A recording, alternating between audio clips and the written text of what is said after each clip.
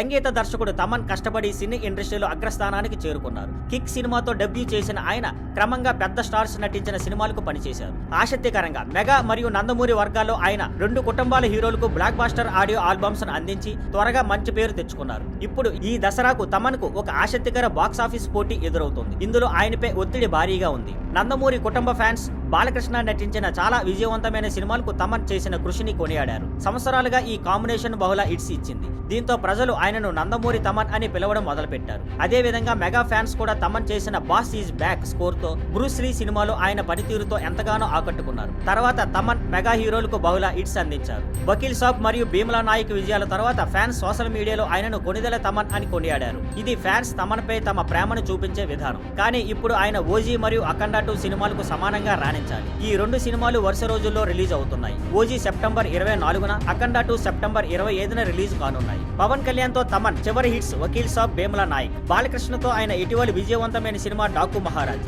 ఈ సినిమాలన్నీ బాగా ఆడి తమన్ కు పెద్ద పేరు తెచ్చిపెట్టాయి. ప్రస్తుతం ఈ 2 సినిమాల చుట్టూ సానుకూల బజ్ ఉంది. ఓజీ బిట్ సాంగ్ ఇప్పటికే సోషల్ మీడియాలో వైరల్ అయ్యింది. పూర్తి సాంగ్ సరైన సమయంలో విడుదల కానుంది. అఖండ 2 కూడా తమన్ బీజియం హైలైట్ గా ఉంటుందని అంచనా. ఈ 2 సినిమాలకు తమన్ మిడాస్ టచ్ తో భవిష్యత్తు బాగుంది. ఈ 2 సినిమాల మధ్య అనవసరమైన విచ్చలవిడి పోలికలు చూడకుండా ఉంటే బాగుంటుందని ఆశిద్దాం. తమన్ సాధారణంగా కొత్త రిలీజుల ముందు సోషల్ మీడియాలో చాలా ట్రోల్ అవుతారు. కానీ ఈసారి నందమూరి మరియు మెగా ఫ్యాన్స్ ఇద్దరు ఆయనను సమానంగా ప్రోత్సహిస్తారని ఆశిద్దాం.